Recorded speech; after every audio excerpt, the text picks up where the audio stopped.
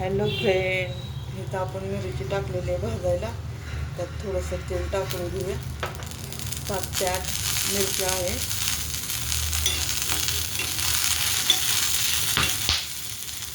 तोडायला लागले. मिरची भाजून झालेली आहे. आता आपण लगेच कढई ठेवूया भाजीसाठी. आपल्याला करायचा हा घेवडा मी पाण्यात ठेवलेले. माती वगैरे असेल तर खाली बसते. इथे घेतलेलं आहे लसूण आणि कोथिंबीर आणि मिरची भाजून घेतलेली आहे. कढई आपली गरम झालेली. आता आपण तेल टाकून घेऊया जेवढं लागतील तेवढं.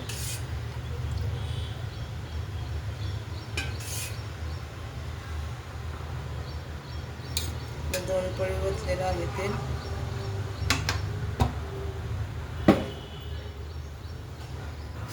जिरे आणि मोहरी टाकून घेऊया. मोहरी टाकले, जिरं टाकले. त्याच्या फोडणीसाठी एक कांदा चिरलेला आहे, एकदम छोटासा चिरलेला आहे. तो पण टाकून घेतलेला आहे. इथं मिरची, लसूण आणि कोथिंबीर बारीक केलेली आहे, ते पण कांद्यासोबत टाकून घेऊया. एक जीव करूया.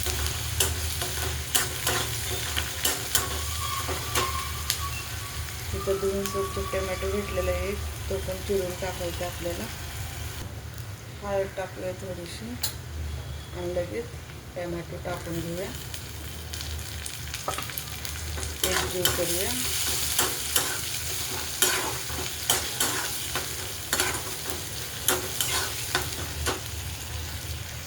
छान असं मटेरियल भाजलेलं आहे आपलं आणि वास पण छान यायला आहे लसूण मिरची असल्यामुळं.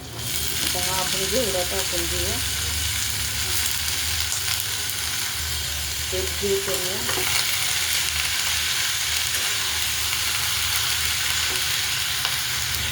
मीठ टाकूया म्हणजे पाणी सुटं चवीनुसार.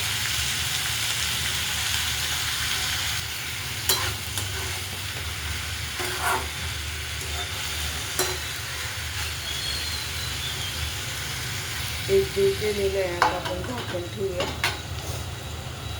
आपल्या इथं चपात्या पण झालेले आहेत. आता भाजी पण तयार होती. बघू आपल्या भाजीला पाणी सुटलेलं, छान अशी वाफ धरलेली आणि वल्ली वल्ली पण झाली भाजी थोडीशी.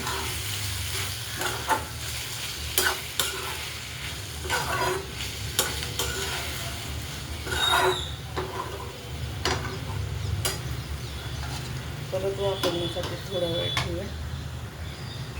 आता आपली भाजी उघडून पाहूया.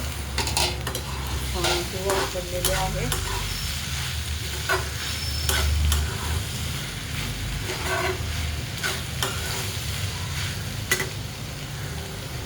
आता आवडीनुसार शेंगाचा कूट टाकायचा. तुम्हाला आवडत नसेल तर नाही टाकलं तरी चालते, तशी पण छान लागते. हिरवी मिरची लसूणची मी एवढा टाकलेला आहे शेंगाचा कूट.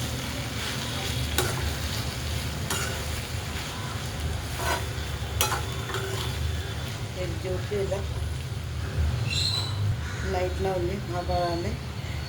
वरतून कोथिंबीर टाकूया. एक जीव करूया.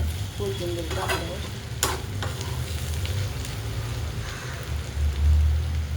आपली घेवड्याची भाजी तयार झालेली आहे. नक्की सांगा कमेंटमध्ये कशी झाली आणि तुम्ही कशी करता. आवडली तर लाईक करा, शेअर करा आणि कमेंट करा. धन्यवाद.